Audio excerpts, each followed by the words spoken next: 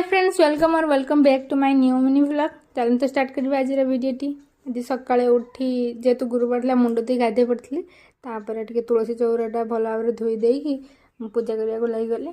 भल भाव ठाकुर को पूजा करी सूर्य को भी टे पानी दे सारा पलि आसलु।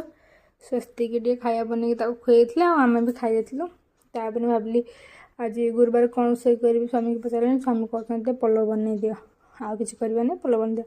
बाड़ी रे शाग होता जो पालंग शाग ताक नहीं आसली गोटे आलू बैगण देकी एमती गोटे भजा टाइप करदेली। तापर पलव बनवाई गली। पलव काजू बादाम आउ किसमिश तेल भाजी आनली।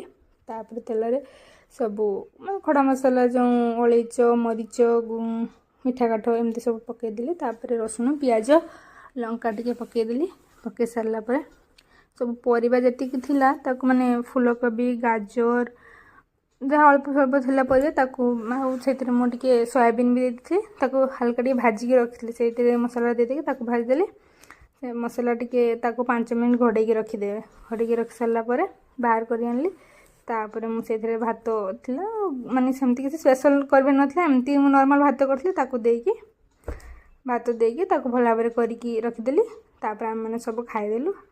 आउ वीडियोटा ये शेष करछि। यदि आपको वीडियोटा भल लगे लाइक और शेयर और फॉलो करेंगे।